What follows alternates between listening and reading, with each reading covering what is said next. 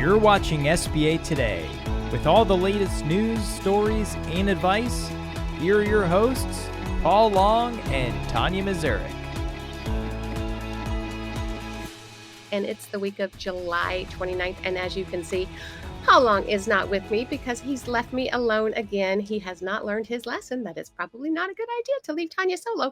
Anyway, I am soloing it this week, and we've got some, fun discussion for you here, and we'll just go ahead and get into it. Anyway, William Briggs was sworn in as Deputy Administrator of the SBA. A few juicies from the latest SBA Connect Call, SBA's Faith Funding, and Memorandum of Understanding between the SBA and the Department of Labor. That's what we're going to go ahead and discuss today. So let's dig in. On July 23rd, William Briggs was sworn in as the Deputy Administrator of the SBA. And now, why that matters? He's PPP era insider with serious community bank credibility. Big win for lenders who want stability. So yeah, that'll be good. Stability, predictability. He's going to bring it. Anyway, seen as the operations or the brain behind the Loeffler administration. So if Loeffler's the headline, Briggs is like the fine print behind the scenes that often gets overlooked, but it's where the real rules live. Lenders rejoice. Briggs is expected to bring stricter underwriting, cleaner processes, and fewer curveballs. Briggs' background aligns with capital-focused, risk-aware community banking. Awesome. His history suggests he'll back lender accountability, stronger credit discipline, and smoother real-world implementation. So that's amazing. Borrowers, take note, though. If you're not file ready, hello, or cash flow solid, expect more scrutiny for you guys. Traditional small businesses, especially those with clean credit and SBA-worthy files, good news, expect consistency and stability. And for high-risk or mission-driven borrowers, perhaps less so. Expect more hoop jumping and tighter scrutiny than before.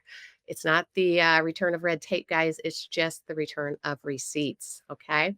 Anyway, takes from the latest Connect Call, if you weren't on it last week. The do what you do era is dead, okay? 10% equity injection is back for business acquisitions, all right? No documentation equals no approval, period. 100% ownership must be recorded in E-Tran, and SBA wants common sense, credit-worthy type files. Weird. What does that mean? If it's not going to pass your own credit desk, it shouldn't pass SBA. So that's just common sense in my book, but that's just me. MARC Pilot equals SBA's first real revolver. Love. If you don't know what MARC stands for, imagine that. It's, an acronym again with the SBA. No, they don't have acronyms at all. Anyway, it's manufacturers' access to revolving credit. So it is a new program for manufacturers. It's working capital, guys. Working capital on a revolver. Think ABL light, asset-based structure, but SBA supported.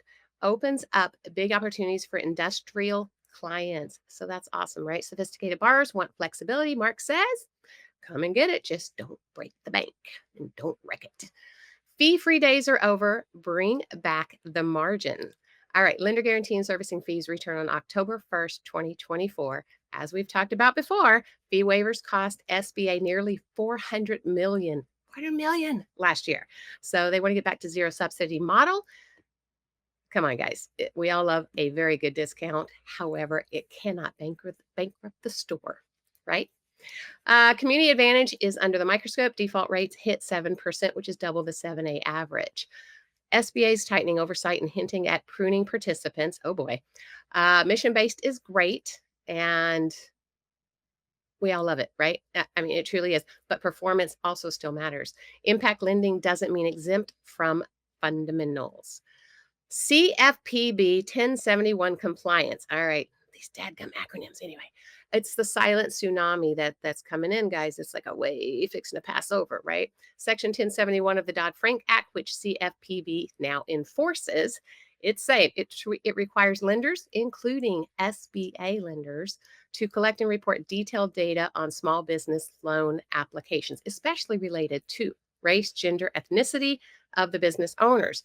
This is meant to increase transparency and fairness in small business lending. CFPB lender tiers are there's multiple different ones. I mean, we don't really have to get into it, but 2,500 or more, whether it be 7A, 504, small loans. If that's how many that you do, your collection data is going to start July 1st, 2026. First report dates, June 1st, 2027. Mid-sized tiers, 500 to 2,500 originations a year. Small lenders, 100 to 500 originations a year. And lenders under 100 covered originations per year exempt from 1071 reporting. Now, quick translation of all that for the SBA folks out there, right? If you're an active SBA lender doing a lot of 7A 504 microloans, you're probably a tier 1 or tier 2. So, yours is coming up, guys.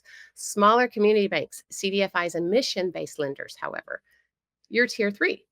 But you still need a plan. If you are still manually tracking, it's going to get interesting, right? You're going to have burnouts. So go ahead and get started with some automation now, or you're going to suffer later. And the final vibe check on this, guys. SBA shifting tone. Fewer loans, done better. Weird, okay?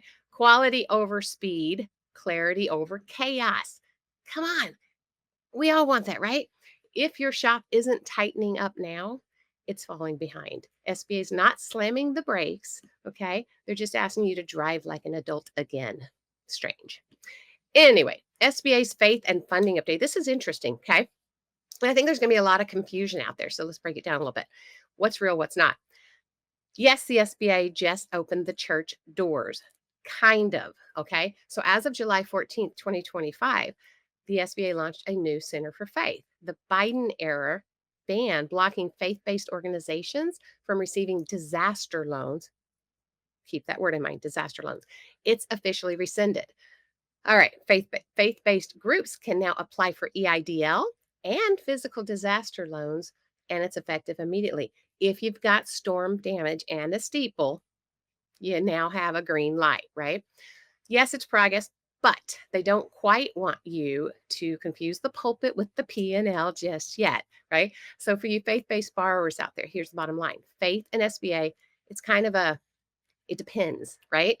Faith-based organizations are now eligible for disaster relief funding, which applies when a declared disaster occurs.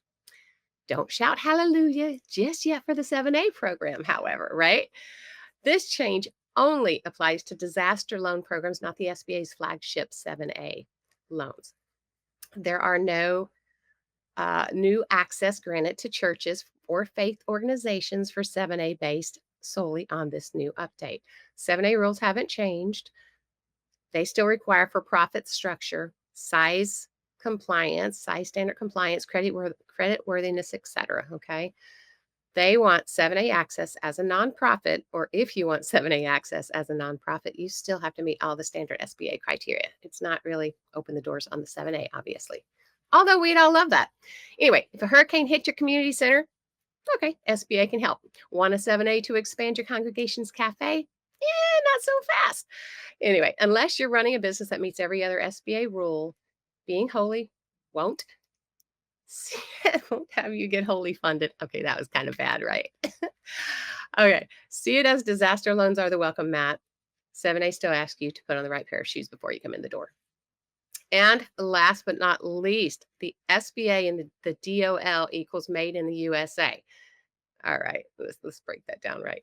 July 16th, 2025, the SBA and Department of Labor, that's the DOL, signed an MOU. Oh, yeah, okay.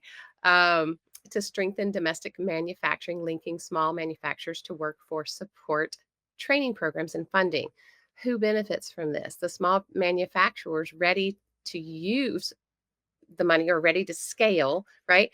Businesses reshoring operations, companies needing skilled labor pipelines. Translation. If you're building it here, Uncle Sam's ready to back you with tools, talent, targeted support, and more. Made in America, momentum. Finally, something we all can get behind, right? So I don't know if you've got any fun facts from this week's, let us know or whatever. Next week, we're going to be off air. Just so you know, next week we're off air because, our beautiful producer behind the scenes, Miss Madison's going to take a vacation since, everybody's a little jealous, I think, of my Key West vacation here. Just kidding. But yeah, so we'll be off air. I'll be back solo again. I'm sorry, guys, but that's just how it is. Paul's taking a very long vacation. So I'll be back on the 12th.